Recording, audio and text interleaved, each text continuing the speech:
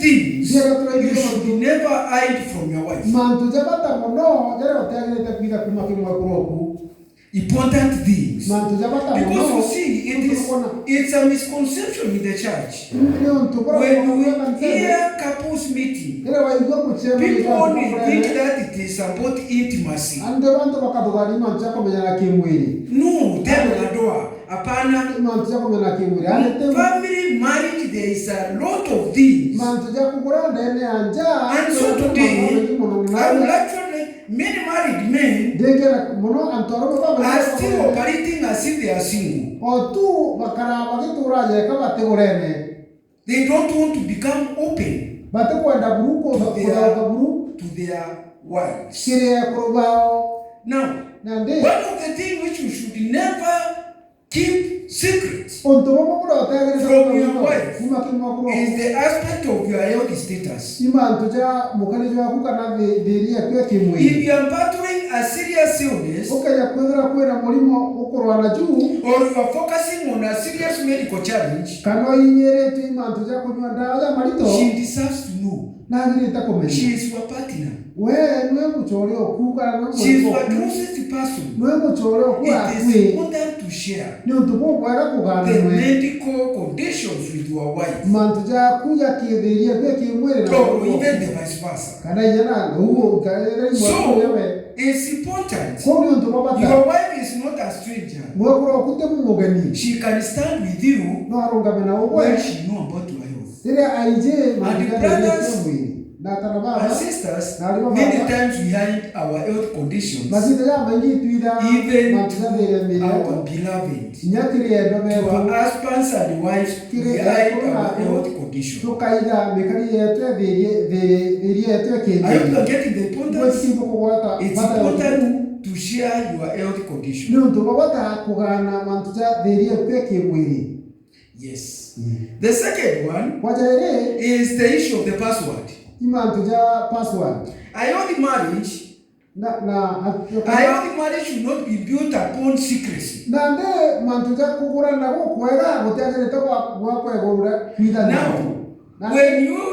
why should you be open about your password? You know, you don't control this world. One day, you may sleep and never wake up. What is going to happen? You are trying to keep your password from your wife. One day, if something happens, it will be a disaster to the family. If she has the password, some information in the phone might be very useful to help your family. Thirdly, it is important for her to know your property documents. Where have you kept your title deeds? The documents you have, does your wife know where they are? Please make sure you share your property documents with your wife.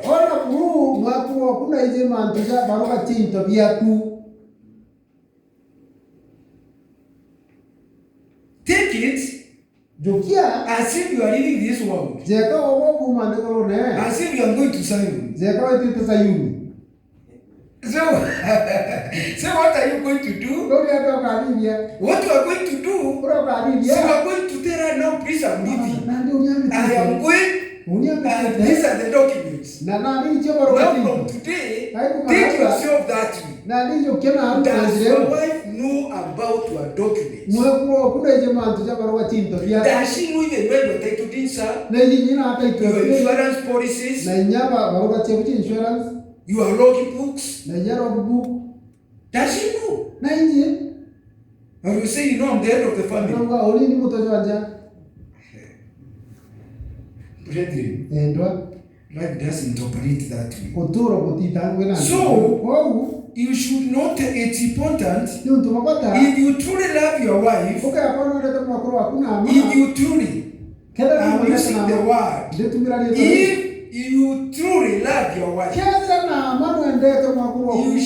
should tell her about your documents, your property documents, and not only the property documents where you have plots. Don't keep those things secrets. Wherever you have pieces of land, tell her your other belongings. Your other belongings which you have. Tell her. Okay. Tell her your bank details and financial reality. It is important for your wife to know your financial position, your bank accounts. Do you have a bank account? Then who you say now? Why should she know? Why should she not know? Bank accounts. Please, brothers. You know it is common with brothers. They don't want sisters to know the bank accounts. The other day I was under a very interesting experience. I'm not going to disclose. One of the major banks in Meru, they had closed, you know. And so we went to another bank with my wife. So wanted to open another account because now this bank which closed, it was simple. They said you can operate online. There is no ATM. So now, when we went to open an account in another bank, we also instructed that they should also provide us with ATM. Now when I went to collect my ATM, I realized they had decided they are not going to give my wife ATM. So I asked them why. They told me it is not, they have never ever seen such a issue where the wife, where the husband and the wife, they have all ATM. I told them mine is different. We give her the ATM. The accounts I have, my wife has ATM and I have ATM. And it is either to withdraw. My wife can just go and withdraw without my authority. She can. Because I don't care that I say that she is going to steal from me. Kama nataka kumaliza si animaliza. That's what you brothers are fearing.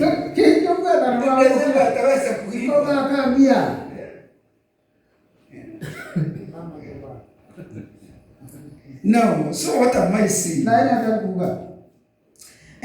Later know your ATM and the critical financial records. Critical financial records. Brothers, don't think that you have to have a lot of money. No. Even if you have 200 shillings in the bank, it is still money. Data no. Is that clear? ATM. Why should she know about ATM? Anything happens, see the family is going to suffer. Families, some families, major serious families, they have suffered in this country with the billions in the bank and the families cannot access. Why? The father was a kept the secrets and did not want the family to know. So she had millions. He had a lot of property, real estate, and the family doesn't know. And this is the way even many brethren are operating today.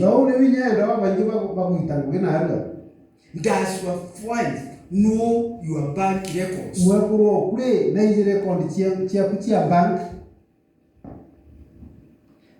they know? I think that's a very interesting dimension. Do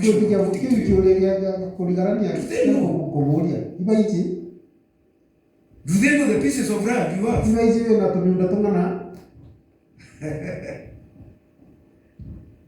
I will say you have to be careful with your wife. If she come to know these details, anaweza kukumaliza. And some of these things you share with other women.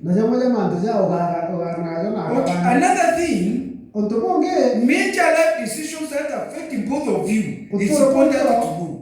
What are some of these? One, buy property. If you want to buy a property, a house, a car, it is important for you to discuss. Don't just say that you are suppressing your wife from the car. What suppress is there? There's no suppress you are doing.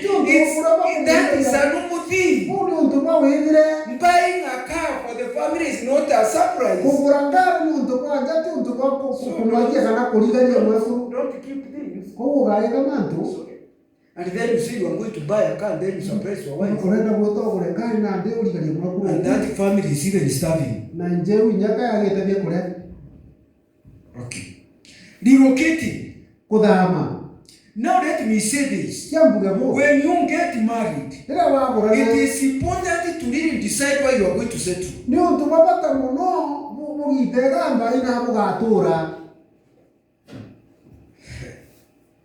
One, you can decide to go and live at your wife's place. It's what we call in sociology, we call it matrilocal. You can decide to go and settle in the husband's place. I mean now the land, not the geographical location, which is called patrilocal. But you can also decide not to be in your father's place, not in your mother's place, your wife's place, and then you decide to buy a neutral land and settle there. We call it Neuroko in sociology. Now, it is important for you, husband, are going to sit and decide where you have to settle. Especially the young couples. The young couples, those who are not married, decide where you are going to settle. Is it okay? See what is required. Yes, settling is an issue. Yes. Okay, changing jobs. Those who are employed. You don't change jobs just like that. It's important to discuss with your wife. What about taking new loans? Is it important to discuss? Yes. Discuss when you want to take a huge loan. This thing can finish the family. You see, these meetings, they might seem as if they are not useful, but it can make or break a family. Like what we are discussing now. Yes. Making risky investments. Before you make an investment, discuss with your family. I remember one time, I sat my family down, and I told them, no, we are suffering. Can you buy a car? All of them, my children and my wife, they said, no. No. Where are we going to get the fuel? You see, you are depending on the salary. Now you are going to buy a car or you are going to fuel. They told me, please stop. Tuache mambo ya gari, tutakuwa tutembea kwa miguu. Tulikuwa tumetembea for a very long time. I bought my car after retirement. After 6 years. I didn't have a personal car. Probably you used to see a Toyota Corolla. That was not my personal car. I bought that car for my nephew. To do taxi, but involved with women and drinking. And to control the car. My first car I bought it when I retired. The other time I was walking, going to church with my children. Walking. And I've never asked anyone a lift. In my life, I've never asked anyone a lift. Walking. So, what am I saying? When you want to make risk investment, please invest.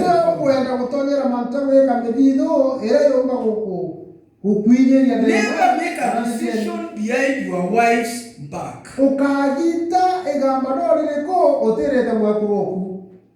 Is that okay? I think I'm saying some handy things. Now, another thing, if you have got a child outside marriage, the truth may be very painful, but deception is far more destructive than confession.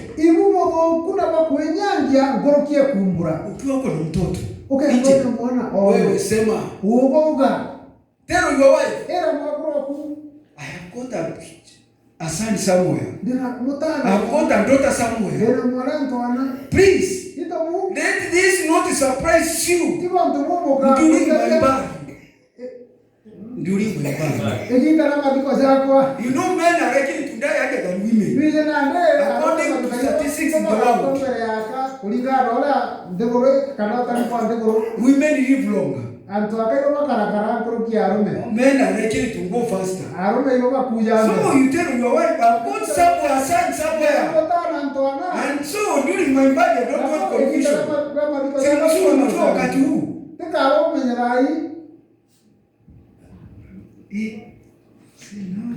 And I'm a Christian. Kwani? What is the relationship between Christianity and having a baby? What is the relationship? Unapata mtoto. Nani wako? Yes. Yeah. Major debts and financial obligation.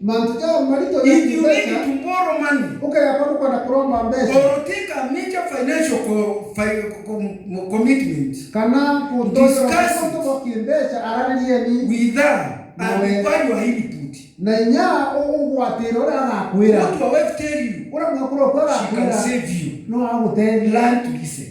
I'm telling men, learn to listen. The wives have got a 60 cents which we don't have. Which we don't have as men.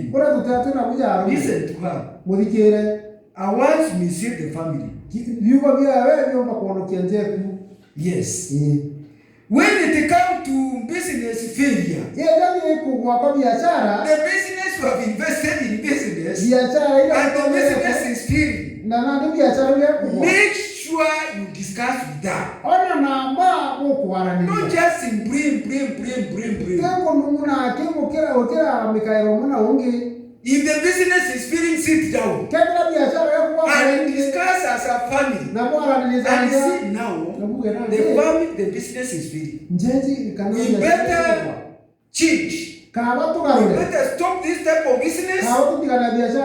Or we better relocate from Meru town and go to Timau.